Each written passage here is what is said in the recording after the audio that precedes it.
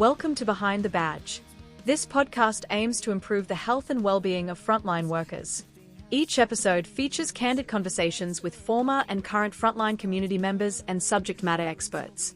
Join us as we explore the unique nature of serving in high-risk roles, sharing inspiring stories of resilience, strategies, and resources.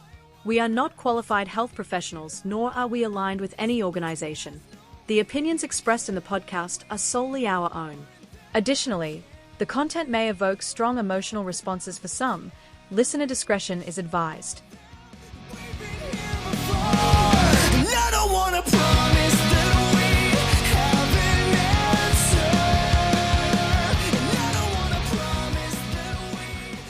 Welcome to this episode of Behind the Badge. Morning, Josh. Morning, Jace. We are still morning. It is Just on afternoon. Good afternoon, Josh. And today with us we have Paul Mildner. Paul Mildner, current firefighter, had some health issues recently, and we're here to talk about that today, which is a very sensitive topic / common topic that we're all hearing about at the moment. So welcome, Paul, to the show. Hello. Thank you for having me. Pleasure, mate. And thanks again. It's been a bit of a coordination getting you here, but we finally got you here. Firstly, mate, just to kick off, a little bit about your background, your upbringing, and we want to hear a little bit about Paul Mildner. Well, I'll go back to the beginning. I was born in West Africa, in Liberia. Both my parents were working out there at the time. My mother was a nurse. My dad worked for an iron ore mining company, an American-Swiss company. And my mother took a job working on the mine site, looking after the miners, the workers there. She'd worked quite a lot in Africa with sick children for organisations like Save the Children and so on, inoculating the kids over there and so on. They met working on the mine site, got married, and then subsequently had myself first and then my sister just under 2 years later. So we lived there for 5 years because there's no schooling there. There was always the exit plan when me and my sister got to school age that we would leave. My dad, being Austrian, they'd bought a guest house in Austria near where he was born and raised, and the intention was that we were going to move over there and run the guest house for the rest of our days, and that would have been me as an Austrian kid growing up.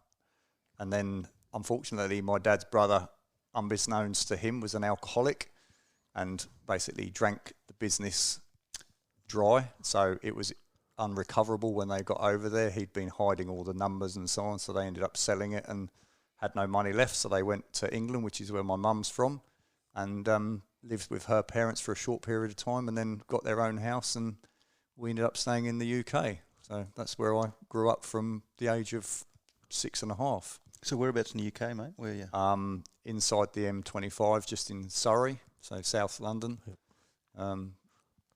Did my time there, and that's where I met my wife, and then we went travelling, and then eventually when we came back, she wanted to study physiotherapy, so we moved to the South Coast because one of the best unis for that was on the South Coast. We moved down there and set up home there and had our kids, and then did the firefighter exchange in 2008 over here. So I was based on the North Coast for that, and then we went back to England, and then after 2 years we had a chat about what we wanted our future to be, where we wanted it to be, and we decided we quite liked it over here, that we'd had a year with our 2 children away from family and that we'd managed okay. So we put the paperwork in to emigrate and engaged a migration agent, and we managed to get the points that we needed to get over here. And then we arrived in 2011. So you're already a firefighter in the UK? Yep, I was a firey over there for 10.5 years in East Sussex Fire Service on the South Coast. And then we came over here, and then I did a application as a lateral transfer over here, which Queensland at that time was one of the only fire services in Australia that accept transfers from either interstate or overseas. And then at that time when we emigrated, 2011, that was when Campbell Newman came to power here and made all the job cuts. And so after 12 months, which is as long as you have to be offered an interview for a job, it doesn't guarantee you a job, it just gets you sort of an interview. You don't have to jump through all the other hoops beforehand. So I was contacted by HR to say the 12 months is up. You can keep going if you like, but you will have to go back a few hoops, as it were, and get through those. And then after 3 years in total from having been here, I was interviewed and then offered a position. So I had to do my 16-week recruit course all over again. Wow. How did you find between the two services? Obviously, going back to recruit course, was it similar? I know it was. Yeah, I mean, much of a muchness. The beasting was still there, even 13 years on from when I did the first one back in the UK. I was one of 16 recruits in the UK, and when there were 32 of us over here. So that was obviously different in terms of the numbers, but I mean, the principle's much the same, that you're a number, you're a recruit, you're not guaranteed to walk out the door as a firefighter. You know, you can be dismissed. The guys that I worked with or were trained by in the UK were an ex-Navy guy, another ex-Navy guy, and an ex-Royal Marine. So their standards were incredibly high, to the point where if we were we had to dress in full undress every morning and have our shoes bald, like a dress shoe, so they had to be polished. And if we hadn't shaved to their satisfaction, the ex-Marine, he used to get out an old disposable razor, and that was it. You had to go off and shave, and you had about 2 minutes to be back on the parade ground. And if you didn't, then obviously there were further punishments for it. So you used to keep your polished shoes in a box, and you'd walk around like penguins so that you didn't crack the polish, because they knew the difference between real spit and polish and the liquid stuff you can get out of a bottle. So yeah, it was. So yeah, recruit course was very similar. It was hardcore. Yeah, sounds like it. So where were you stationed over in the UK? Did you move around much, or were you predominantly at one station? No, the policy's slightly different over there, that when you go on station, you're assigned a station as opposed to a region. I mean, ours are very small. They're counties, so they're a lot smaller than, obviously, Queensland. You could fit the UK into Queensland itself umpteen times. So I was stationed at Brighton Station, which is known as London-on-Sea, because if you have a bucks party, stag party, hen party, you just head south out of London, straight down the motorway, and you hit Brighton. So that's where I was stationed for the first 5 years, living in Eastbourne. So I was travelling an hour or so to work, and then after that time I got a transfer to Eastbourne Station, so I was working close to home, which was good. In relation to, obviously, the jobs you're attending would have been similar, I guess, to Australia. In relation to policy procedure, I'm talking about decon, things like that. Was that happening back then when you were there, or was it something that was still... The UK was a lot further ahead than Queensland is. There's a lot of stuff that's happening in Queensland that it was normal over there for me, considering I started in 2001. So my first year was the year of 9/11, the Twin Towers, which obviously from my point of view as a newbie, having qualified late February 2001, I went on shift. And then obviously that year, September, was when the Twin Towers came down. And then that winter, in the UK being summer over here, was when we, as a nation of firefighters, went on strike for a pay rise, which having been in my first 12 months on the job, it was an eye-opening experience, the whole lot. But in terms of decon, yeah, we were way ahead than you guys are over here at this point in time. We were doing all that kind of stuff when I started. So attending a lot of structure fires and so forth over there. Was it a busy station in that regard? Yeah. It's probably very similar to Roma Street in terms of numbers of calls, so 2,500 calls a year plus, but not as many alarms as there are here. So it covered quite a large residential area. The CBD part of it was not as big as it is for Roma Street or Kent Place here, just because it wasn't a capital city, as in obviously Brisbane is the capital of a state, so it wasn't as big an area in that respect from a commercial point of view. So there was a lot more residential areas, but some very, very fast roads around, motorways and so on, so high-speed crashes, and then obviously house fires, which the construction of houses being different to here the fire stays very much contained within the building or the room of origin. It doesn't break through as readily as they do here, so you have far more training and understanding of backdrafts and flashovers and procedures for that kind of thing. Compartment firefighter. Yeah. So you mentioned earlier that you came over here for the exchange. So what year was that again? 2008. And you did that sort of up on the northern North Coast, yeah. Right. So how old were the kids when you first did the exchange? My daughter was 2.5 and my son was 6 weeks old. Oh, wow. So my wife was on maternity leave. So in the UK at that time you could have 12 months off. So you had 6 months of full pay and 6 months of half pay. So we decided, or we managed to put the exchange together to time with that side of it. And then came over Christmas 2007. We landed December the 20th, as I recall.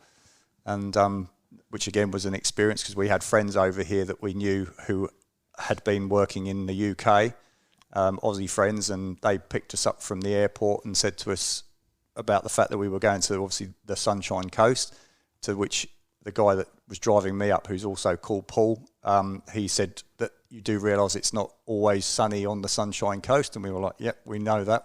It does rain, we can see green, and then the next day the heavens opened and it didn't stop raining. It rained every single day, not all day, but every day for 40 days.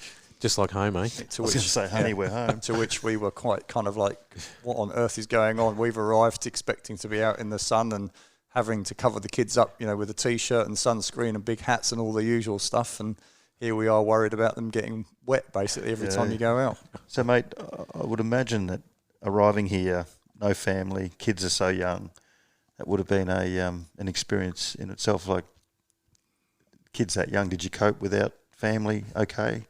Yeah, you make do. It's like every immigrant coming here, you rely on other people. You haven't got grandparents to dump them on, or aunties and uncles and so on. So you go out hunting, daycare facilities, those kinds of things, and you have to become proactive at speaking to people. That if you see another, like particularly in my wife's case, because she wasn't at work like I was, that if you see someone else with a child in a playground, you sort of spot the child that your child's playing with and try and eye where their parent is, and then start talking to them, and hopefully you can swap a number and meet up at a different playground, and then friendships are formed, and before you know it, you're in with other groups.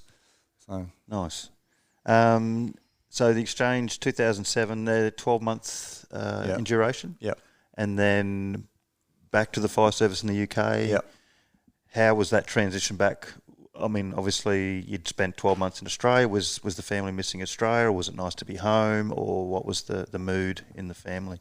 I think when we got off the plane, I think we were quite happy to turn around, and if we could, we would have got back on the next plane out, back to Australia, having enjoyed it over here so much. I mean, nice. we don't have any issues with our family. We did miss them, but it's nice to be in Australia. And 2011, you decided to make the journey back. 2011? Well, we started the process before that, so that's when we arrived over here. Eventually back on recruit course in 11? 14. It took me 3 years to get actually back into the fire service over here. Wow. What was the delay? What caused that? Well, the Campbell Newman in that respect with the job cuts, so there were no jobs. Yep. And then after 12 months, obviously there's still no recruitment going on because of the government cutting back on spending. So there was no recruitment going on, and then, as is always the way with recruitment, there's always a bit of a time lag from when it is announced that they need X amount of fireys to be trained or on shift, that you've got that delay in recruitment in terms of advertising, recruitment, training before they get on shift. What did that process look like for you from the UK? Because like you said, it's quite a lengthy process. There's a number of different steps and things that you've got to attend and go to, different testing and things like that. How did you manage to do those things? Oh no, I was here during that time. We'd already arrived in 2011, so I then had to find alternative employment for those 3 years, in the hope that I was going to become a firefighter once again. So after the 12 months, when that door was closed from a transfer point of view, I knew I was always going to have to go back to being a recruit if I was successful. And so it was a matter of biding my time and then going through the steps as I was requested to do. So the psychiatric ones where you have to do all the questions, then the aptitude tests and the job interview. I'd had to do job specific, the training that you have to do, the physical stuff where you're smashing the sledgehammer down and going through the dark crawl way with the BA set on and so on. I had to do all of that again. I think I even had to do the beep test. So most of the stuff again.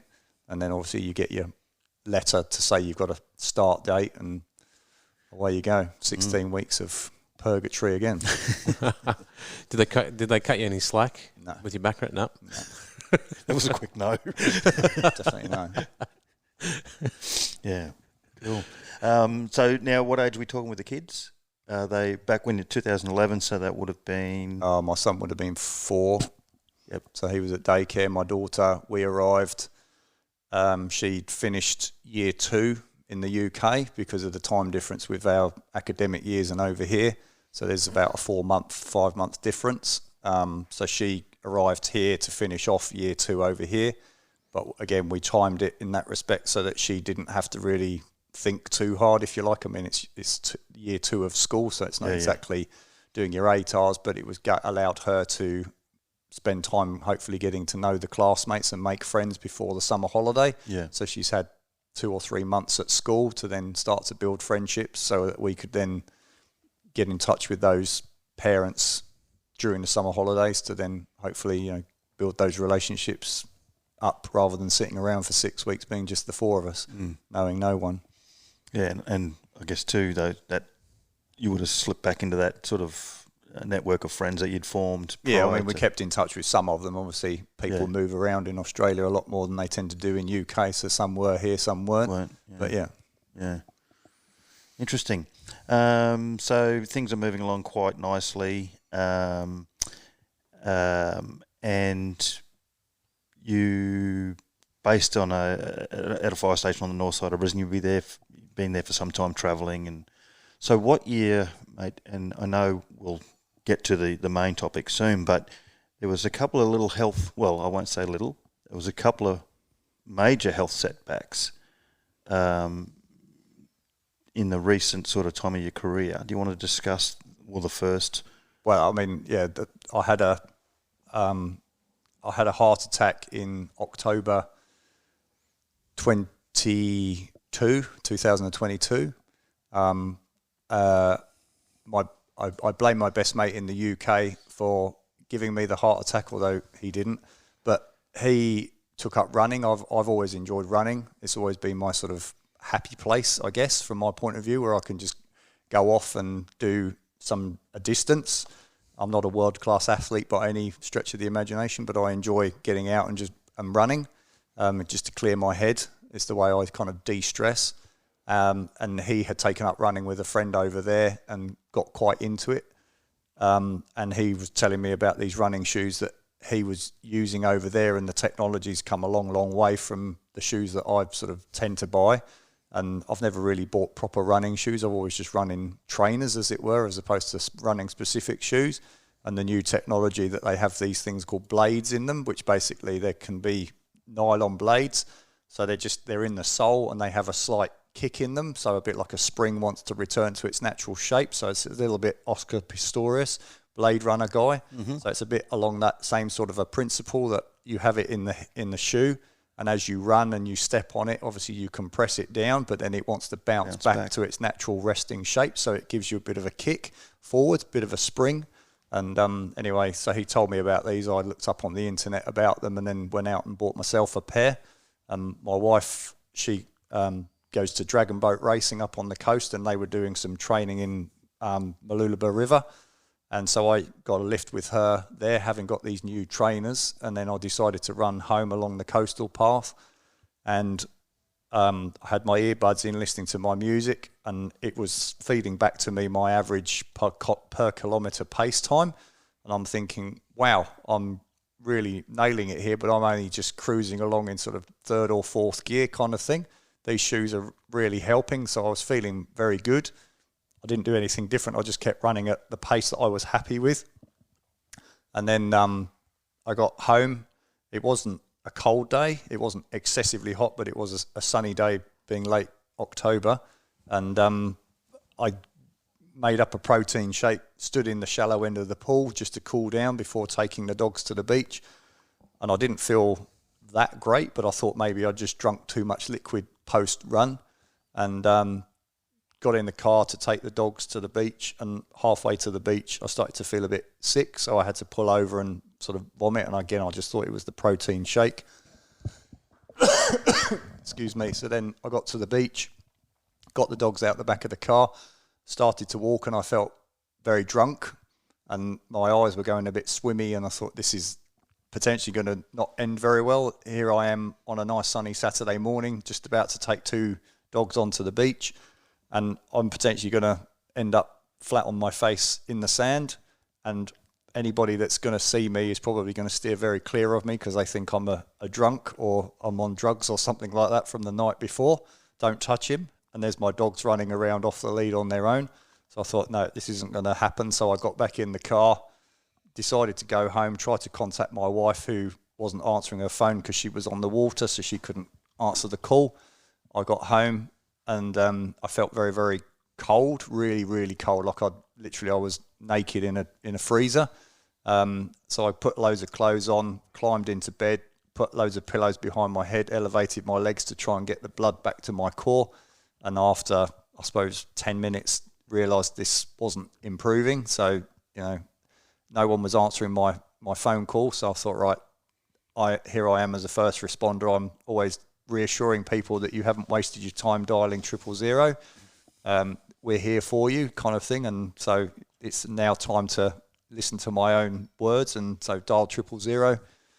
Then the ambos arrived. They came in. They couldn't work out what was going on initially, not because of any problem from their point of view, but it was just very awkward for them to diagnose what actually was going on. So they took me off to hospital. I was admitted to A&E. They checked me over, and again, they couldn't really get a reading of what was going on with ECG they put on me. I'm no expert, but apparently most heart attacks take place on the left side of your heart. So when the sonographer was there doing the ultrasound on me, they could get the blood reading to show that there was trauma to my heart, but they couldn't get it to show up on the ECG. So then they repositioned the monitors over my right shoulder, and as soon as they did that, it showed up that I was having a heart attack in my right coronary artery. So they said, basically, that's it, we've got it. So then I had a trainee heart specialist who said that I needed to go and have a stent fitted, which that wasn't a problem. And then I asked him about the chance of dying whilst I was having this fitted, and he told me that it was only about 1 in 100, to which I said, that's not very good odds. You just need to give me a couple of minutes just to tell my wife that I love her, just in case I don't come out of this alive, to which he was kind of looking at me fairly indignantly that, you're a fool, get on with this kind of thing, this, you'll be fine. I'm thinking, well, if it's 1 in 100, I might just be that 1 in 100. And, it's like we've had floods supposedly through Brisbane that are 1 in 100 years, but we've had 2 over the last 100 years kind of thing. It's not given that it's going to be 1 in 100. So anyway, I told her I loved her and that she needed to tell the kids that I love them and so on if, the worst comes to the worst. And they wheeled me upstairs, and then that was it. They started swabbing me up, ready for the stent to be fitted, which was a very surreal experience in itself, because it's not even twilight sedation that they give you. But because it was on my right side, they said that they could go in through my right wrist to fit the stent because there's no major organs blocking their access from that side of your body. So you're wheeled in, they clean your wrist up, tell you don't touch it. They put a plastic sheet over the top of you, tell you don't touch anything on top because it's all sterile. And then you're lying on the bed, and there's this massive, great flat screen TV off to your left, and this great big square box above you that gets lower towards your chest, and there's an image on the screen that is of this ginormous heart beating, and you kind of think it's just a video or something, and then because no one tells you anything, and then the penny drop that actually that's my heart on the screen that is bigger than my physical body now, this image that I'm seeing. And so they make a very small nick in your wrist, in the artery, and feed the wire in to assess where it is within the heart and how long the stent has to be and how wide and all this kind of stuff. And again, on the screen, from the left side of the screen, you can see this black line coming in on the screen. And again, it's a bit like the old satellite delay with phone calls. It takes a while for your brain to go, hold on a second. What I'm looking at on my wrist happening off to my right side is actually what's going on this screen on the left side. It's obviously it's in real time. So then they work out what I needed and so on and pull it back out, and they get the stent ready, which essentially was explained to me is like surgical chicken wire with a balloon inside it. So they push it back into where the block is. They then inflate it using the balloon inside the stent. That then compresses the block between the stent and the artery wall. And then they deflate the balloon, pull the stent back out, bang, job done, blood starts to flow. And that at that point, the blood did start to flow. It was the most euphoric feeling I've ever had in my entire life. I've never taken Class A drugs, but I can only assume that's what it feels like for people that take heroin and so on, that when you see in the films and they put the old strap on their arm to get the vein up and they inject it in them and they let go, and you see these sorts of things in like Train Spotting and so on where they're floating away, and that's kind of what it felt like for me. And I subsequently passed out, which must have been the overdose of oxygen and blood to my heart that had been starved. And then the next thing I know, the surgeon's there straddling me on top, shouting at me to take a deep breath and wake up. And as I sort of looked up, he's there over the top of me with his hands ready to start pounding my chest to do some CPR on me. But I came good. And then the next thing is they just put a strap on your wrist that's like a watch strap that's inflated, and then off up to the ward. And then over the next 24 hours, they slowly deflate that to stop you bleeding out through your wrist. And then it's released after 2 days of observation, and then pills for the rest of your days. So leading up to that, you said you were at the beach at the dock. Was there at one point that you were concerned about a heart attack? Were you getting any? No, I didn't have any of the tight chest pains. My breathing was very shallow. I couldn't really get breath into me, as though I was still running. If that makes sense, that kind of effort of breathing, it was uncomfortable, but there was no. People always talk about a tight band and an impending sense of doom. I didn't have any of that. At no point did I actually think this is a full-blown heart attack, that I am actually going to die here. It was just a case of something's going wrong. I need to go to hospital to get this looked at. I'll be back by the afternoon and probably go and mow the lawn. That kind of a thing, which obviously it wasn't. So. And of course, being a podcast, our viewers can only hear, but Paul, looking at Paul, he certainly doesn't fit the category of you would suspect anyone having a heart attack. That's why I'm here, Jason, because you told me I had a face for radio. You and us both. So I must admit, when I heard the news that you'd had a heart attack, I was shocked. I thought, if Paul can have a heart attack, I mean, anyone can. You were running every morning before work and eating right, and the diet was right. So recovery for that. So go back. So that was October 2022. Right. So almost on 2 years now. 3 years. 3 years. 3 years this October. Wow. So recovery for that. How long were you off work? And about 6 or 7 weeks. I just had to pass a fitness test from the consultant to be allowed back to work, which they couldn't get me to trigger the alarms that they normally want you to trigger. So when they do it, they put you on a treadmill that's on an angle, and they put the ECGs on you. So they measure your resting heart rate, and then they work out your maximal or whatever it is heart rate that they want you to get to. And then every minute or so they increase the speed and the angle, and then remeasure you and so on. And the consultant was going off on holiday, so he had the letter already written in case I passed, that I could then obviously hand that in to then go back to work. And they kept trying, and I got to their threshold, and I still hadn't triggered anything, meaning that I was obviously well in the clear. So he just said to them to keep going to the point where they ran out of elevation on the treadmill, and then he went, yeah, fine, let's end this one. If we can't get him to go, then there's not going to be any issue with him returning to work and starting to do stressful work he's going to be fine. So there's your letter. See you. Bye. I'm off to my plane. So wow, it's a short recovery period. I mean, to be back on shift in 6 weeks. Yeah, but I mean, it was a piece of plaque that came loose, or as in a clot that came loose, but it's referred to as plaque that came loose in my blood, and happened to not dissolve in time before it hit a tube that was narrower than the lump floating around in my blood, ultimately. So it caused the block, and the pressure behind it wasn't enough to push it through. So that's what happened to me, and it happened to be my right coronary artery as opposed to somewhere else that possibly could have killed me. They don't know why it happened. My cholesterol level is low. It's not of any concern at all. I am on a cholesterol tablet now just to keep it down, but there was no issue from cholesterol point of view. Nothing in the family? No, nothing. Wow. So it's just one of those things. Well, there you go. Go and get your health check, heart check.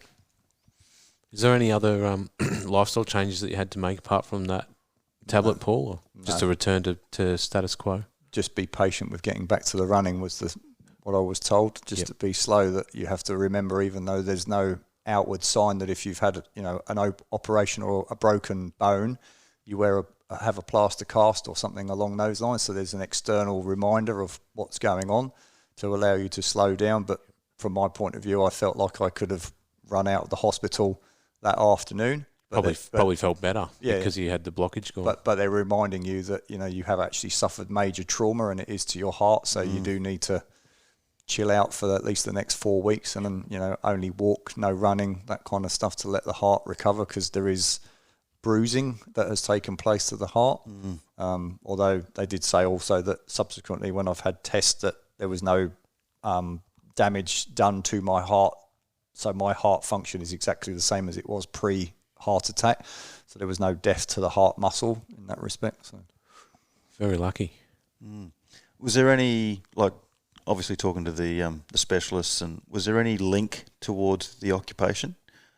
No link directly to that. There is a minor suspicion that it could be potentially COVID related, although I hadn't, to my knowledge, had COVID at that point in time. But COVID obviously is something that attacks the heart and the lungs predominantly in people. So there is a possible that might be, but that's not to say that it is. But again, the consultant just said to me, could he put my name forward if there are any sort of searches done on this stuff down the track, which again, a lot of that kind of knowledge that we get from those types of things is after the cause type thing. When you look at asbestos or other diseases, thalidomide, things like that, it's all retrospective rather than at the time, and it's the body of evidence that builds up to then point the finger at something. And obviously, being something that's relatively new to the world, I mean, it could take a lot of years. I'm not saying it was COVID. No, but at least it's in that conversation. So this has all happened, and again, your own sort of lifestyle and fitness. How did that play mentally on you post treatment back on shift? Because often you hear someone that's gone through that traumatic experience, it does, play with their mind a bit. It does, because I've had a heart attack, and I'm at that stage. I was 49 years old. Yep. I'm not expecting to drop dead at 49 from a heart attack. I'm not saying I'm a saint, but I do try to look after my body, relatively speaking. So it does put you on the back foot. You do tend to reevaluate what matters in life and what doesn't matter, and sort of learn to let go of certain things that you kind of think do matter, but actually they don't at all. You've got no say in certain things, like big word politics, or how stupidly that person's driving on the road. When you're driving on the road, just let them go, that kind of a thing. Don't get frustrated about it, all that kind of stuff. If someone makes a bad choice or says something stupid that you can hear in the distance or whatever, just let it go.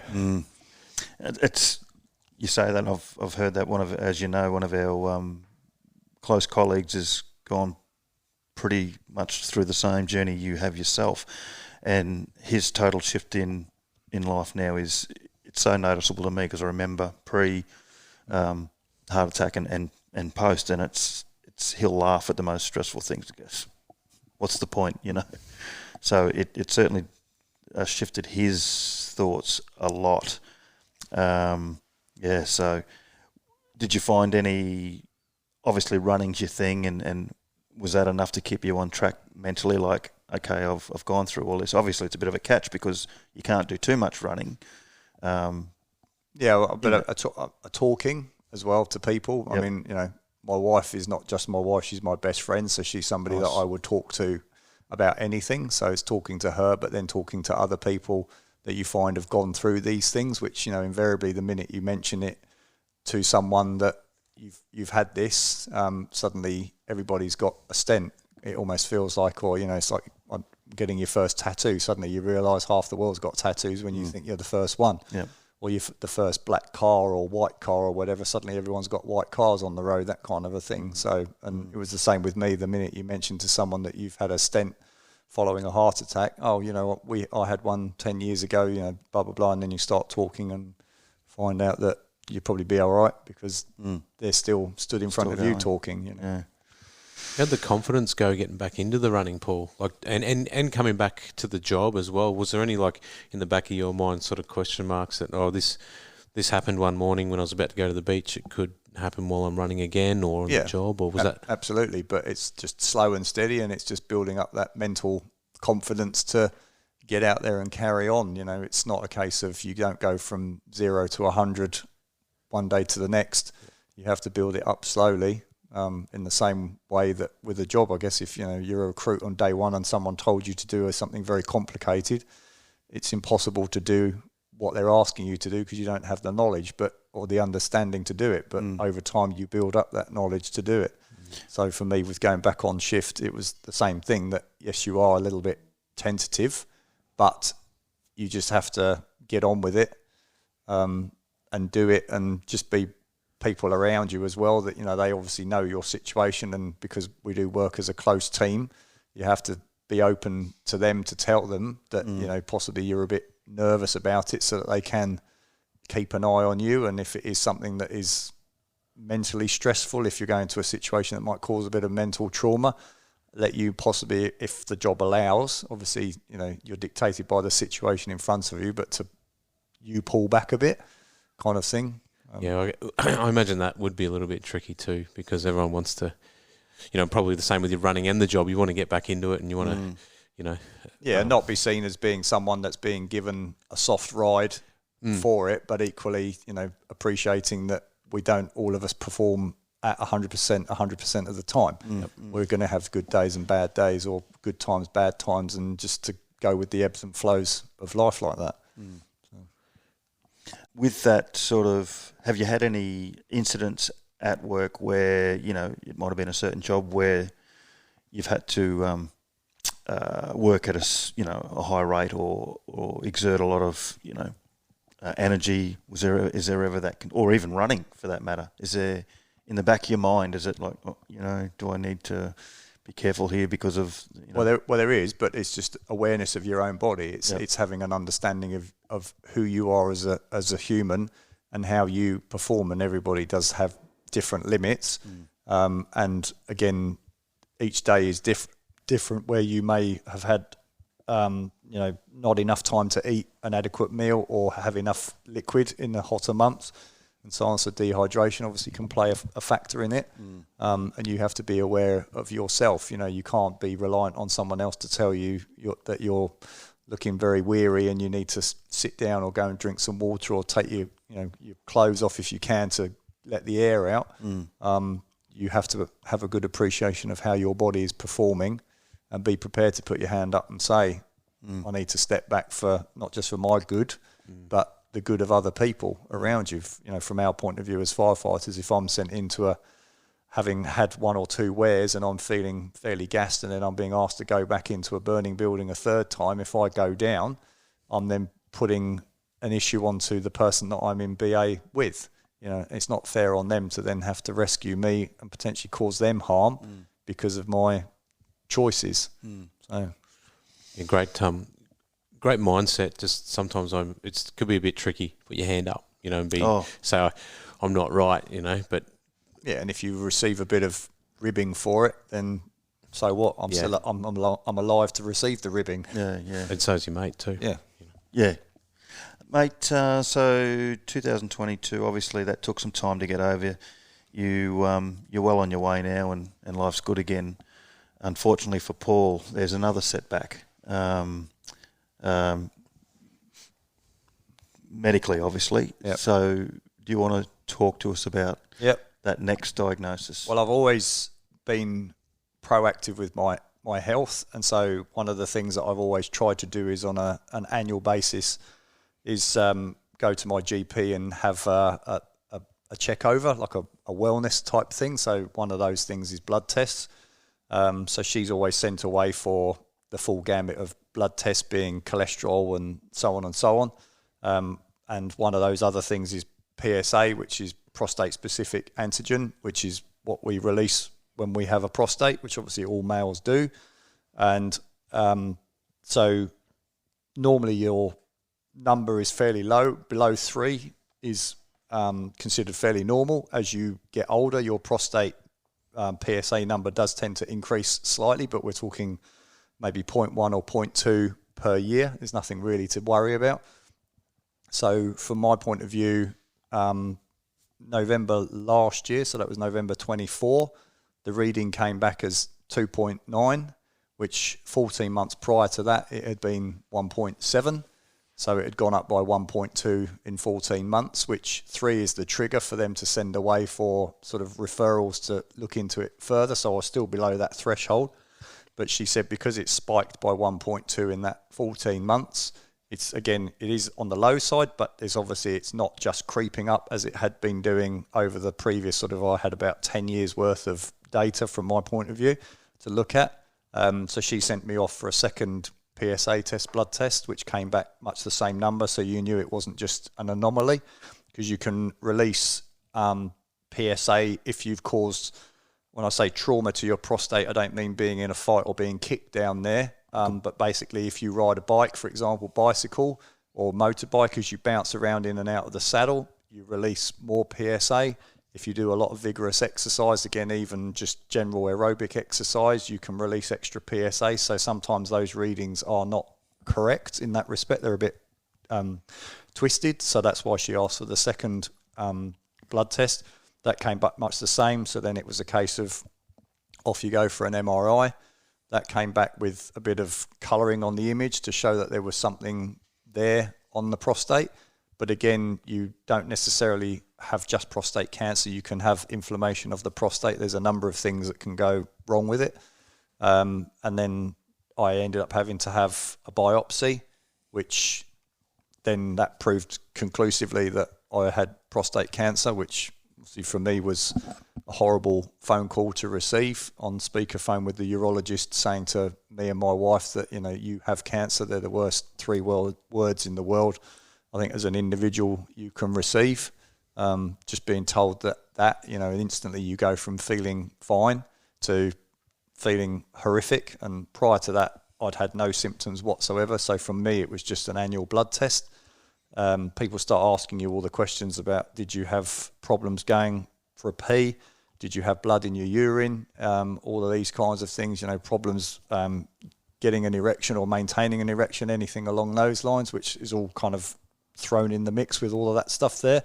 And there was no issues whatsoever. It was just picked up through a blood test for me that I had prostate cancer. And so my diagnosis was very aggressive prostate cancer, so grade 5, which meant that there was no real option for me to, other than having my prostate removed. The urologist was very confident that I had the cancer contained to my prostate.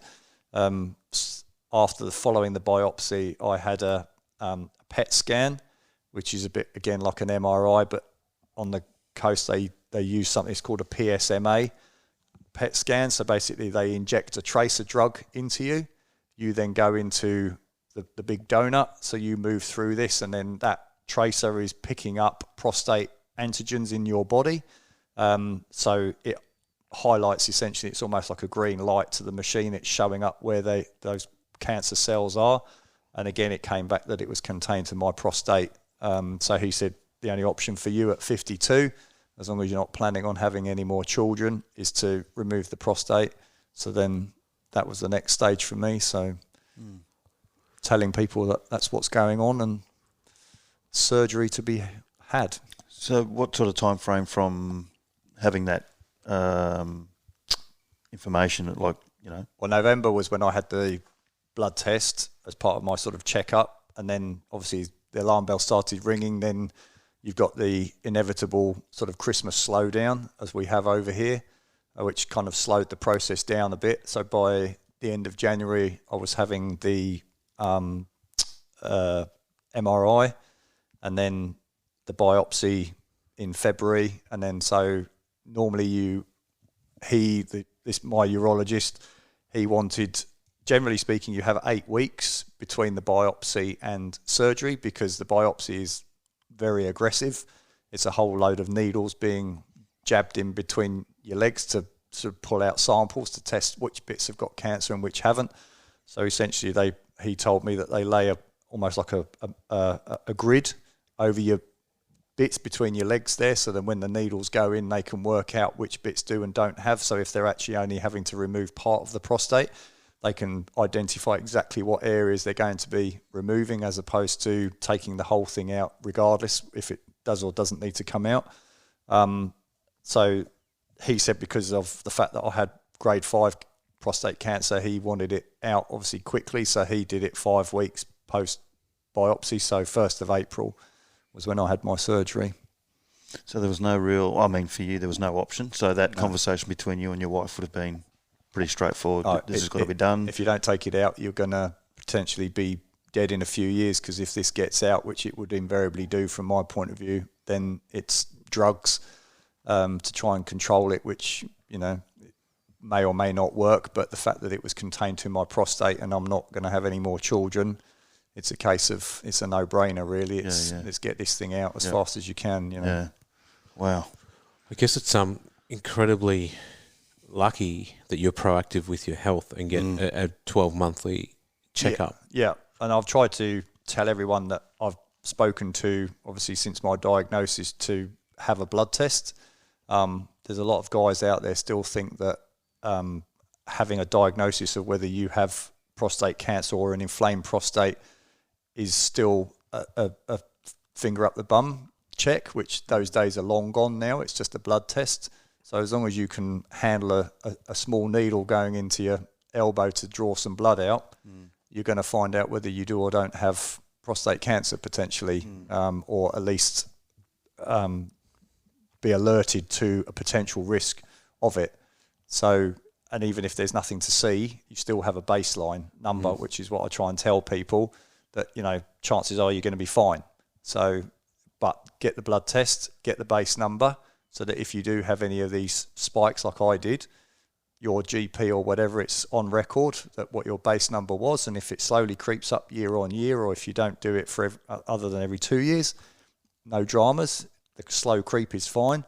But then if there is a blood test that you have and suddenly there's a bit of a spike, you can go, that's not normal.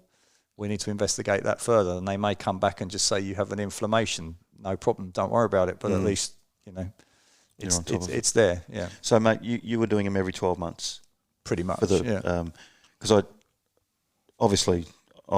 try to be quite proactive with, you know, my bloods and stuff, but my GP, whether it's not having a total understanding of the occupation I'm in, or but it's you can only get them every 2 years. Or now is that the case? Can you, obviously it might come down to cost, can you pay for an in between one? Is that? Yeah, but you're still able to get one. I think they're about $80. Yeah, right. If you request one yourself and get it done, if your GP refuses, because they won't bulk bill it or whatever. But, you know, at what cost your health to be diagnosed early? Hopefully my outcome is good from a longevity point of view. But, you know, if I hadn't been proactive, potentially if this had been picked up in a couple of years' time, they may have been telling me, look, you know, unfortunately, you need to go and make your will and say your goodbyes, because you may feel fit and healthy, but you're not, you know.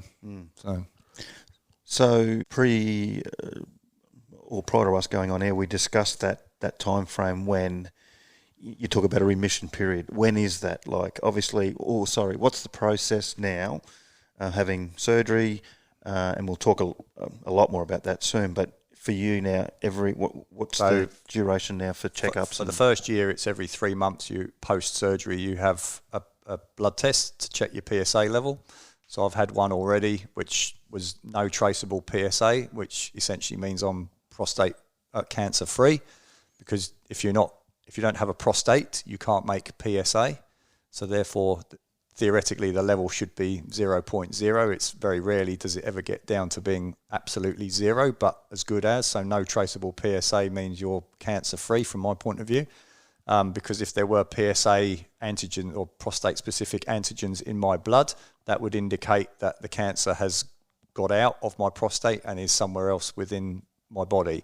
So it's still making PSA. So the fact that it is no PSA is a good indicator for me. So that's every 3 months for the first 12 months. And then for the next 4 years after that, 6 monthly blood tests. And then after 5 years, you're classed as being cancer-free. Away you go. And then it's annually after that. I'm interested to know, Paul, like you said, no symptoms. You're very fit, healthy, active. Did you ask the question, or did it come up about maybe some contributing factors as to why you might have got prostate cancer in the first place? Do they have any sort of indications of? Well, I mean, at the end of the day, from what I was told, 80% of men will die with prostate cancer, but not of prostate cancer. Yep. And cancer being cancer, it doesn't particularly discriminate about age or fitness levels. It is what it is. I am obviously on the younger side, being 52, to be diagnosed with prostate cancer, but by no means am I a freak in that respect in terms of being incredibly young. You know, there's plenty of people diagnosed in their 40s with prostate cancer, so it's not exclusive to being an old man's cancer type thing. Obviously, it is more common as you get older, but that's not to say it's uncommon in younger people. Whether my occupation has contributed to it is not something I would ever be able to put my hand on heart and say it has. There is a higher risk of contracting cancer in some form in the job that we do because of the chemicals that we're exposed to, whether that's in fire situations because of what's released in modern day products that we're exposed to and our skin absorbs, or through training and so on. I don't know. Conclusively, no one's going to be able to say definitively. Obviously, that we are the beneficiaries of presumptive legislation within our job. There is undoubtedly an issue. I mean, obviously, the firefighting foam is a big issue the world over for many, many different occupations that have used that type of a foam in the past to deal with fires, whether it was us as fireys or obviously members of the ADF and so on. I don't know. I mean, I know of situations where I've been exposed to that type of foam in huge quantities, but I can't say definitively that it was that gave me prostate cancer, in the same way that that if you smoke a cigarette, it's a higher risk of contracting lung cancer, for example, but it doesn't mean that you're going to contract lung cancer, and nobody could say if they did contract it, which cigarette it actually was that triggered off the cancer. Yeah. So. And I guess the alarming thing for me is, I mean, three of us in the room, we all know someone in our occupation that is going through prostate cancer. So you tend to sort of sway towards the way, is it occupation that's causing it? But then you'll hear of other people external to our occupation that are suffering the same sort of diagnosis. So it's... I think there's a lot of improvement in the diagnosis of it, again, with the blood testing for your PSA that has improved massively in the last few years. Whereas before, doctors were very reliant on a digital check, which obviously puts a lot of men off because, and then even if you were going for an examination like that with a digital check, you're then subject to the knowledge and the expertise, if you like, of the doctor know what the difference between an inflamed prostate and a normal prostate is. So it becomes quite subjective, whereas if you like with the blood test, it's not subjective at all. It's just down to what you've got. The blood test, it's there. There is no questioning it. And obviously as it's become a far more reliable tool for testing, it's offered a lot more because GPs obviously are happier to draw out some blood than they are to have to pop a finger in your bottom. They don't want to be doing that themselves either, as much as you probably don't want it either. So, it's that, and then the awareness of it, which is, people are becoming more aware of it and happier to be tested because it's a blood test. So therefore the diagnosis is increased as well, which is why you hear possibly more and more people. Yeah, I think with any form of cancer, the specialist equipment they've got now, it's detecting cancers, a lot earlier than potentially not having those machines around. So mate, I'm thinking about it, and you've gone through your first, your heart attack, and then mentally you're getting back to normal, happy life, and then boom, you hit again. You go through all this. At what point, you're settling down? Where's your mental headspace at right now? Today, or not today. Sorry, go back half a step. So you've just had all your the prostate removed. You're still getting those regular checks. That still must be playing a massive part on your mind mentally and potentially physically, obviously. But how was that? You mentioned you had people to talk to with a heart attack. Could you turn to anyone with, did you know anyone who had gone through the prostate cancer side, or where were you getting your relief from? Prior to having the operation, there were a few fireys that I spoke to that had the surgery, and they're in different stages of their recovery and different journeys, I guess, depending on the severity of it and how their body comes out the other side of it.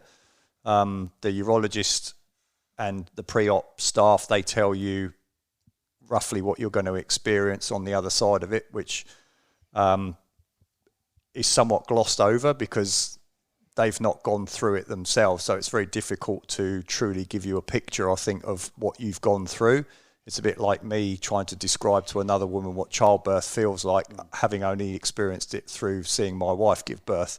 I don't really have any true idea of what actually goes on firsthand. So you've got an idea of what's coming, but not the true severity of how bad it actually is.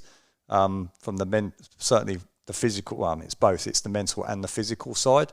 So the physical side is something that you trust is going to heal over time, like most things do. And you keep being reassured by the experts to trust the process, and you will get better, which you do have to trust the process, albeit it's painful because you want it fixed instantly, whereas it's not something that is going to correct itself or get back to normal inverted commas straight away, whereas the mental thing was something that I struggled with at the beginning that really broke me to the point where I ended up on the floor in my bedroom in tears, just crying my eyes out, because to me, is this my new normal?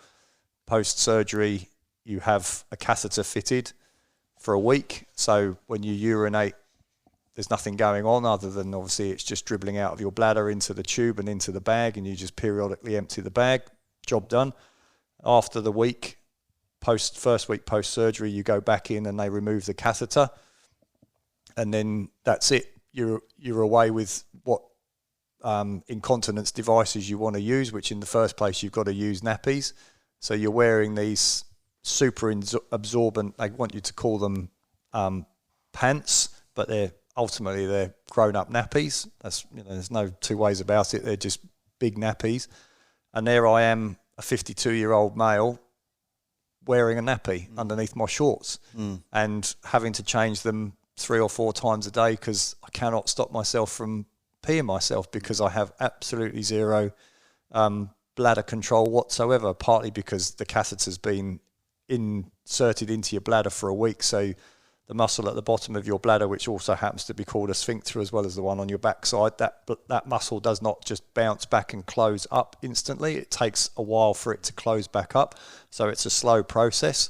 So in the meantime, obviously, as you produce urine, that urine will drain out through that gap in you and then out obviously through the end of your penis into the nappy.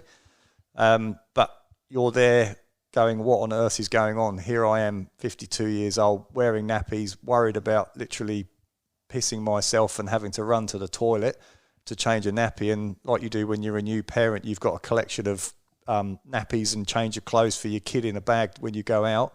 I'm now having to do the same for myself as a 52-year-old adult. You know, have I gone full circle kind of thing? And after a few days of being like that and thinking, you know, how on earth is my wife ever going to want to get intimate with me again kind of thing? I don't even want to look at myself, let alone my wife looking at me when I'm lying there in bed on a pad, so as you don't like pee all over the mattress just in case you swamp yourself of a night time. And I'm lying there with a nappy on, and then first thing in the morning you've got to run to the toilet because it's full and you've got no control. But again, it's a case of trusting the process. At that point, I broke down, so that was after about 3 or 4 days. I just completely lost it mentally. And I'd had tried prior to that reaching out a bit in terms of with psychological assistance to help me. And I ended up ringing the PCFA, Prostate Cancer Foundation of Australia, who were absolutely phenomenal. They have nurse counsellors that you can speak to in the first instance. So when I rang them up, the lady took my details, they rang me back. They offer you whatever services that they've got, and it's entirely up to you how you want to approach it. There's no pressure from them. I was happy to talk to them as a nurse counsellor in the beginning because they've been trained in that aspect of it, and obviously being prostate-specific nurse counsellors, they go through it all the time. They hear it from many, many men going through the same thing, which is why I found them so good from me personally, because they understood, as opposed to another counsellor who may not have much experience with what I'm going through. They could obviously completely sympathise because they've spoken to many men prior to me going through the same situation. They weren't dismissive of me and, kind of take a spoonful of cement, harden up type stuff, but they were very, very good and talked me through things and so on, and were advising me on, ways around problems that I was seeing and so on. And then offering me more appointments. It was a phone consult as opposed to coming to my houses because of the size of Australia and so on. They were fantastic. They really, really helped me in my headspace, and then offered me more counselling or to progress on to a psychologist if I wanted to. Again, it was all on me if I wanted to, up after 3 or 4 appointments with the nurse counsellor, and it was always the same person. So you build up a bit of a relationship with them as opposed to different voices at the end of the phone every time. And then I was happy with where I was at with them at that stage, as opposed to having to go forward with any further sort of counselling. And they made it known that they're there anytime I want them. So even it's not a case of case closed. If I need to make contact with them again because something's coming up, where I feel like I'm going backwards, for example, and it's messing with my head, they're there. They've still got my details on file, so they would just pull them up, and we don't have to go all the way back to square one explaining everything again. They can have a quick catch up and go, okay, yep, right. So, we can move forward with it, which has been fantastic from my point of view. So what was the name of that? Prostate Cancer Foundation of Australia. Yeah, wow. Was that a free service as well? Yeah. I mean, they raise money for that side of things and their research and so on, which is obviously partly why I'm here today, to promote that side of it. But yeah, there was no question about any money changing hands for anything. Yeah, awesome. What a good service, good support. That process, Paul, so, obviously the diagnosis is more than enough to try and swallow and cope with, but you've still got to obviously provide an income for the family. How did that look work-wise? Like that initial diagnosis to, is it, what's that process for that? Is it calling, obviously, your immediate employer or work cover? What's that look like? I was very fortunate that my case was covered through work cover. But they can't cover you until there's been a confirmed diagnosis of cancer. Right. So it's a slightly weird twist at the beginning that I could have the biopsy done in the private system, which meant it was done very quickly, or I could go through the public system and have it done for free, but obviously there's a time delay because you're in the public system. My wife and I discussed it and we said it's a no-brainer. We'll pay for the biopsy privately. It was explained to me by work cover that if it was a positive diagnosis, I would be able to claim that biopsy cost back. But obviously that's a good couple of $1,000s that not everybody has in order to get a result, which from our point of view, we said, we didn't know at that stage, obviously, how aggressive it is, but there's a potential that it is prostate cancer. So, there's no point in being the richest dead man in the graveyard. So let's just spend the money and get it done. And that way we know very quickly what's going on. And then we can adjust our lives accordingly from there on. So we made the decision to pay for that biopsy privately. Obviously got the results back very quickly from that.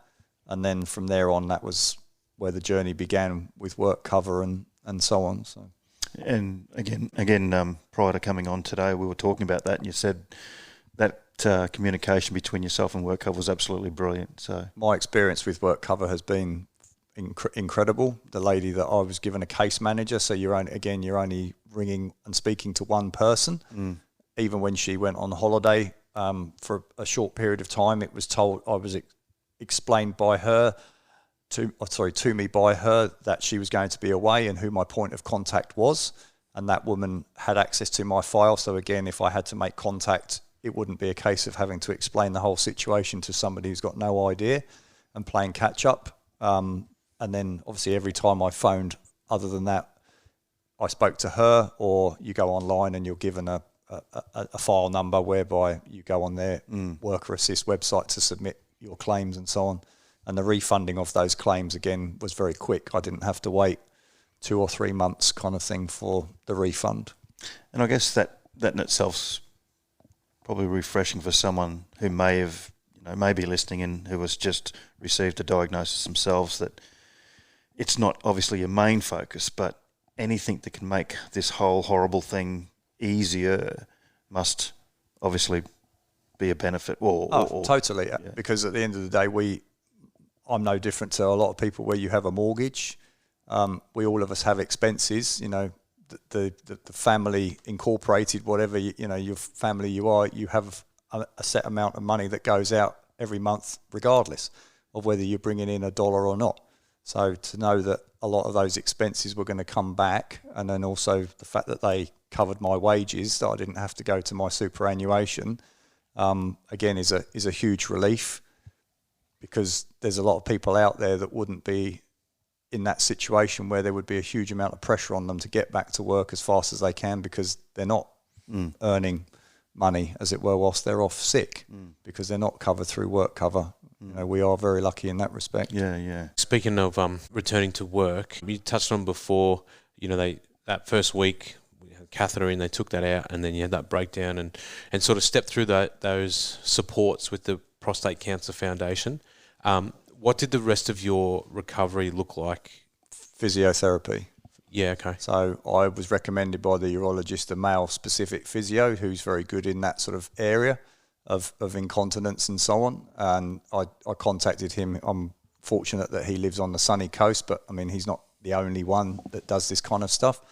So he does home visits. So he came and saw me and went through an initial assessment and so on, and then he wrote a program for me and advised me very strongly to stick to the program and don't try and do more.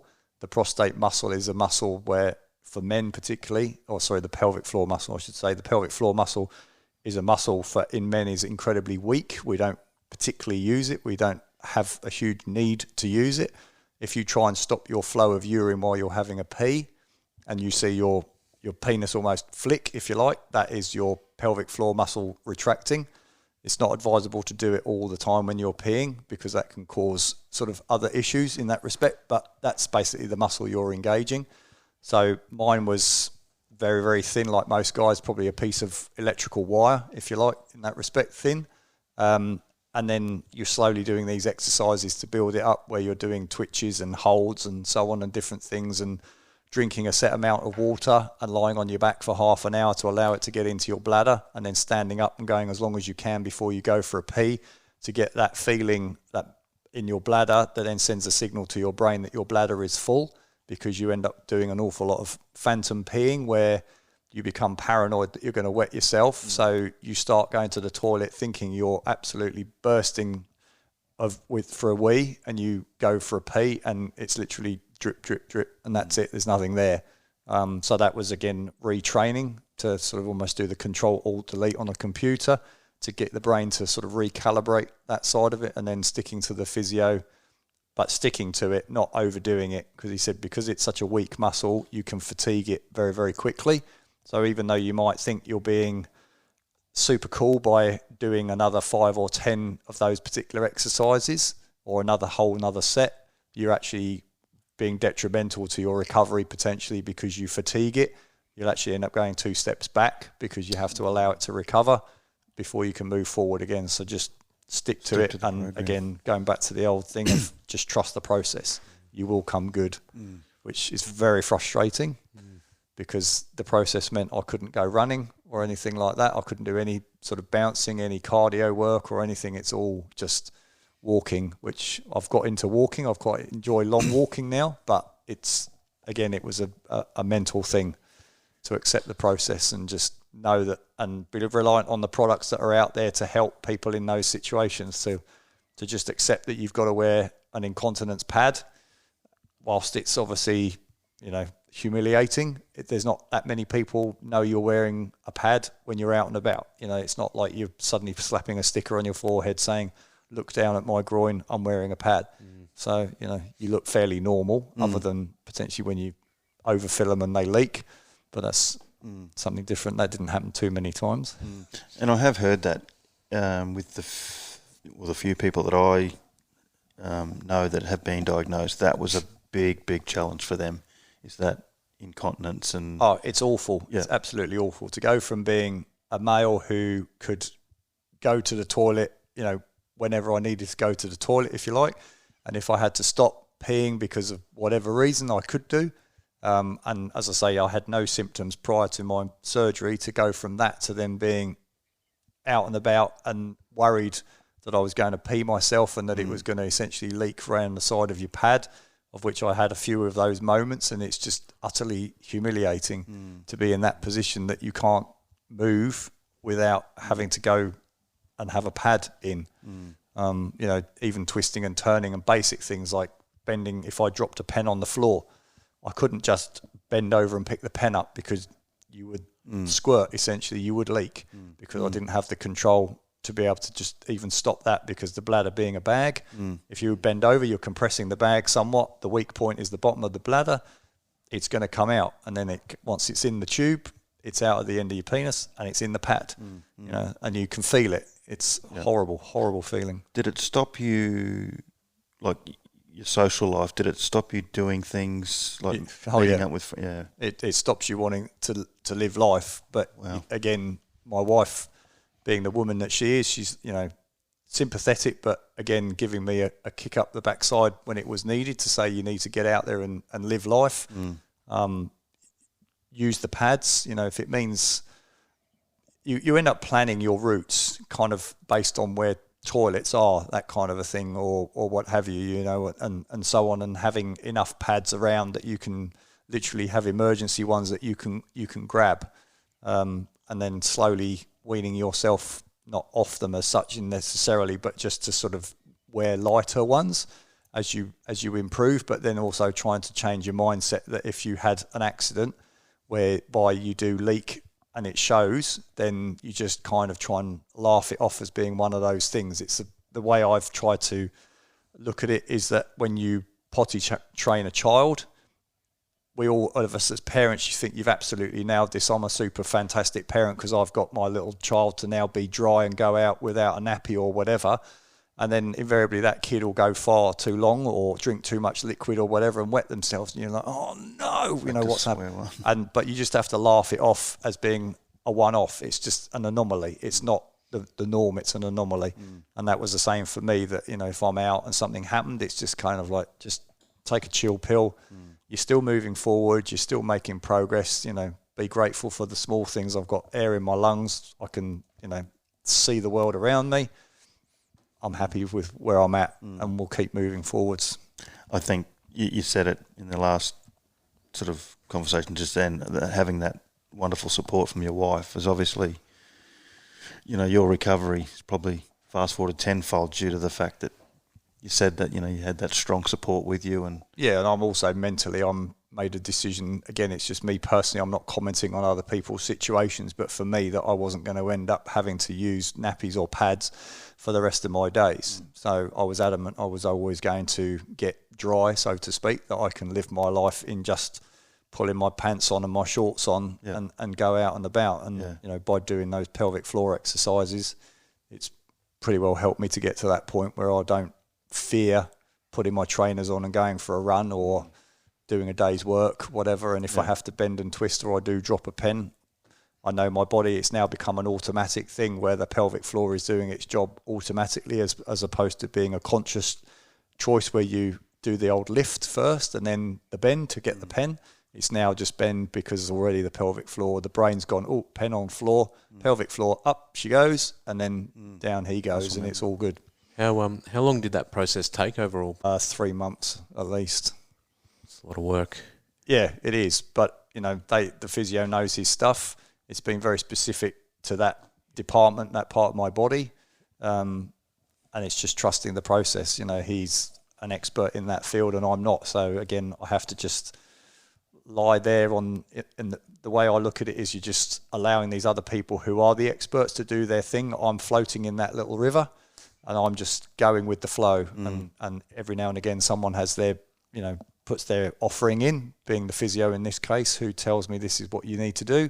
I trust that he knows his stuff because he's got the quals, he's written the books on it.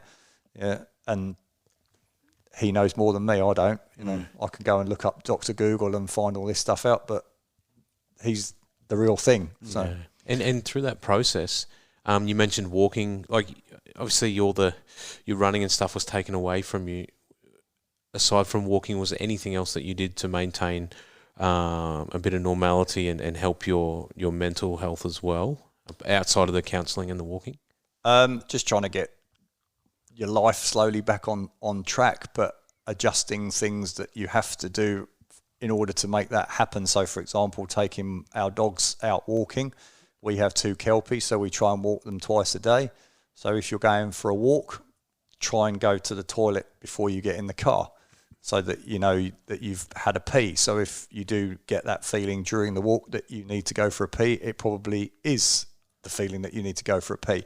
And just trying to stretch it out a bit longer before you go for a pee. So as making that bladder work in recovery and planning for it. So if I went for a night out or you go for a meal with the wife or something, it was a case of obviously the usual take your wallet, your keys, your phone kind of thing.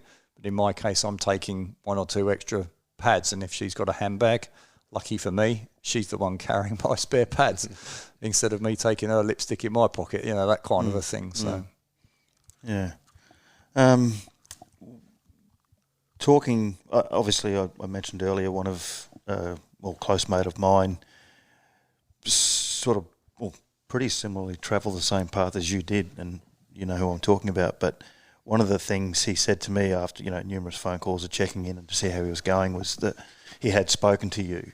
Obviously, you had heard that you'd gone through the prostate diagnosis and spoke to you, and his words to me was basically you saved his life because he said, Paul, give it to me raw. He just didn't tell me stuff that, he thought I wanted to hear and everything's going to be okay. He gave it to me absolutely raw, and that's what I needed at that time. So I think the important message is, having those people like yourself to reach out to. And, I'm more educated now hearing your story. I didn't know half of that stuff, all that stuff happened, and you obviously hear all the the bad sides to it, but you're always mentally tough, like as in you yourself. Prior to your heart attack, prior to prostate cancer, I knew you as a person on shift, and running was just a big part of your day. That was regardless, you were running. You come into work sweating, and well, again, I said you ate healthy, but it's that mental toughness. Now, anyone with those diagnoses has probably got every right to and may choose to curl up in a ball and and see that part out. But telling your story, I think, is only going to help. And I mean, like I said before, we've heard of another 2 people diagnosed in the last month. So I'm sure if they're listening, they're going to get up off the floor, hopefully, and proceed with that, mental toughness that you're showing by telling your story. Mate, you're doing a very good thing at the moment. And another reason we want to talk to you about it is that it's the prostate. September is Prostate Cancer Awareness Month in Australia. Yep. So it's not just the PCFA. It's obviously they are the leaders in it, but they're trying to raise awareness of prostate cancer. So earlier this year they had it's called Walk for Him. So I was obviously during my recovery, so I did I chose to do a sponsored walk for them, partly to help me with my recovery, to challenge me. I like challenges. I like doing events that challenge you physically, like beyond your norm kind of thing. So for me, I chose to do something during that week. And now what they're doing is it's called Run for Him. And basically what it is, there are 72 men a day in Australia that are diagnosed with prostate cancer. So what they're asking people to do is to complete 72 kilometres in any way you like, whether it's walking, running, cycling, doesn't matter how you do it, on a treadmill, it's entirely up to you. Everyone's different in terms of where they're at, again, with prostate cancer or not prostate cancer. There's people doing it in memory of fathers, brothers, sons, this kind of stuff. But just to raise money and to raise awareness of it, which is the message I try to put over to people. If nothing else, go and get a blood test. So you've got a baseline. That's the key thing. And then if you go and have another one in a few years' time, you've got your baseline. Doesn't matter how old you are, just go and get a blood test. But 72 men are diagnosed every day. So they're asking you to do 72. I'm not belittling the challenge for a lot of people to do 72 kilometres. As I say, I like challenges. So what I've chosen to do is I'm going to do 10 kilometres running every day for 72 days in memory of those 72 individuals who every day are diagnosed with prostate cancer. So whilst I'm running, today is being September the 1st, is day 1. So I've done my run this morning. While I'm running, I mean, obviously I don't know these individuals, but I'm just remembering that phone call that I received from the urologist and how devastating it is to get that phone call, to be told you've got that, and how crushing mentally and physically it is. So I'm just remembering those guys, and I'm very thankful for the world that I exist in at this point in time, where I've had the expertise around me to be able to access those things, to then hopefully to save my life, that I can then carry on from here and have a long life, hopefully, and die at some point, but hopefully not of prostate cancer anytime soon, if I do die of that at all, or hopefully not something else. So that's my sort of personal challenge, and that just to make people aware that it's the most commonly diagnosed cancer in Australian men, prostate cancer, and it's the second highest cause of death from cancer in Australian men. So lung cancer is the first one in terms of the cancers of men, but prostate cancer is the second highest. So of that, there are 13% of all cancer deaths are prostate cancer deaths, and 1 in 5 men are at risk of prostate cancer. Whether it's aggressive like I've got or fairly slow growing cancer, that remains to be seen, but 1 in 5 men are at risk of it, which means that's, if you do the maths on that, 72 men a day, that means 26,000 men a year are diagnosed with prostate cancer. So there is a high likelihood that you will, as a listener out there, you will end up having potentially prostate cancer. So as I say, get the blood test. If nothing else that you take away from this is just go and get a blood test. It's not about me coming here begging people for money or anything like that. No. It's just go and get a blood test. And like you say, it's the needle in the elbow to, hopefully be able to stay on top of that and not get that diagnosis. But now, Paul, I know you said that your main message is to get the blood test and you don't want to get money from people, but you doing this challenge, is that a fundraising? It is. Is there a fundraising element to that? It is, but yes, it is undeniably. It's for the PCFA to raise money for their research for those nurse counsellors, because obviously they've been paid. So it is a free service to us if we want it, but obviously there has an underlying cost to all of this. Definitely. So the advertising that they do, invariably the people they employ, all of that stuff has a cost. So that from their point of view, this is what it's a big not a big money earner. It's an opportunity for them to raise funds for their research. They're obviously very proactive in trying to find a cure for it, or some way of detecting prostate cancer a lot earlier in people, so as it can be dealt with even before it potentially becomes cancer. So there are markers in our DNA that can show early signs of it, that you're at higher risk of it, for example, so people can get treated or monitored earlier in their life or more often and so on, so potentially prevent being diagnosed with it late stage prostate cancer, and that, as I say, this is now terminal for you. There's no other thing we can do for you. So that's, they invest a huge amount of their money into that kind of stuff. Well worth the donation. If someone is listening to this and they do want to chuck a few bucks your way or towards the Prostate Cancer Foundation, how can they do that? Well, if they go to the PCFA website, there's on there it says the long run, which is what this month is all about, the 72Ks. And then they can sponsor the PCFA directly. If they want to sponsor me, I've just come into the world of social media for the first time. So my wife's been helping me set up a Facebook account. I'm not very good at it. I'm a dinosaur. I'm a phone and text person. But I've opened a Facebook account, so I have one there, and I've just linked it to their website. So hopefully you might find it. Yeah, we'll chuck it in the show notes, Yeah, and also the PCFA and the long run, just in case someone wants to get behind you or the PCFA more broadly and donate some money. Sounds like a very good cause. They were very helpful to me, which is why I'm more than happy to promote their cause, because, as I said earlier on, they helped me out when I really needed it. Yep. And I know they have a huge amount of other facilities available to people if they need them. I haven't had to use all of that stuff, but I know it's there if people need it. Early intervention. I think the fact that you're able to, guys aren't good at it, let's face it. A, not good at going to the doctors, but B, not good at reaching out for that help. But I think your message really enhances that, importance of we have to do it.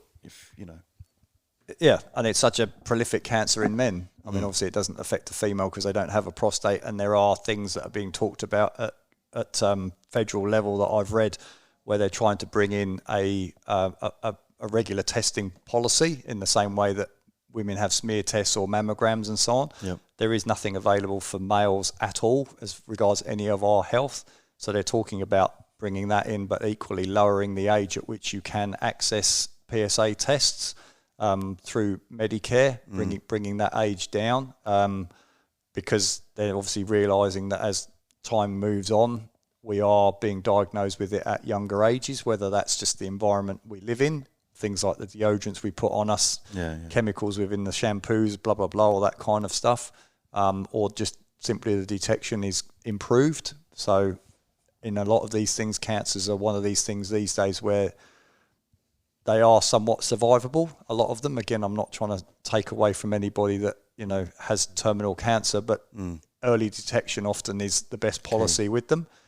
And for the sake of a blood test, it could save your life.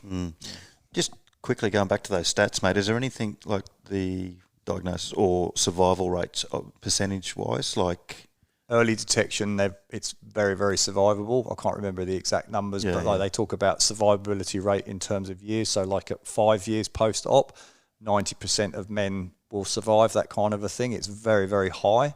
But again, that comes down to early diagnosis. That's right. So the earlier it's diagnosed, the more treatable the cancer is, particularly prostate cancer, because it is a body part that can be removed without hugely catastrophic effect. The prostate has one primary job during your reproductive years when you're not about to have any more babies, which hence why having it removed in older age is not as big a deal. As I say, the continence side of things has been an awful journey, but it is a journey that you can overcome with time and patience and doing the right thing with regards to exercises, etc. So early diagnosis. And I think that's a big message in itself, that, there is certain things you can do, whereas some people aren't even aware of that and just live that horrible experience without. Yeah, and a lot of other cancers you can't test for. Yeah. So they're undetectable until something starts to go wrong with your body, and you end up going to a doctor who will refer you on, and finally you'll get a phone call from somebody to tell you that this XYZ is happening. Prostate cancer is one of those highly detectable cancers that you can test for. Well, get to the doctor. I was going to Exactly. say that's where we're going after here. I'd like to think proactive with those checkups, so I'll be certainly continuing that. Mate, that's been a really awesome insight into obviously your massive setbacks in your life, but to see you, firing on all cylinders again and here and somewhat living close to normal life that, obviously there's been changes, but more importantly, I really believe people are going to listen to this and take that message and go and do those things that we've talked about today. And I certainly will be. It'll be something that'll be definitely an annual thing for me. But, mate, thanks very much. I know, like I said earlier, it was a bit of an effort to get you here, but we finally did, and we're recording on September 1st, so we've still got that whole month to get out there and dig deep and donate and Go and get a test. Go and get a test and do the things for the right cause. So again, mate, I really appreciate your time and it's really good to see you back on deck. Firstly at work and life's going well. I'm assuming so far. Yep. Yeah, nice. There's air in my lungs, so I'm happy. Perfect. Thanks again, Paul. Thanks, mate. Thanks for sharing. Mate. No problem. Thanks for listening. If you've enjoyed this episode, please show your support by subscribing, liking and rating the podcast on your listening and social media platforms. We are always looking to improve what we do. If you have feedback, suggestions for further guests, topics, or would like to be a guest yourself, please contact us via Instagram. Stop the scene.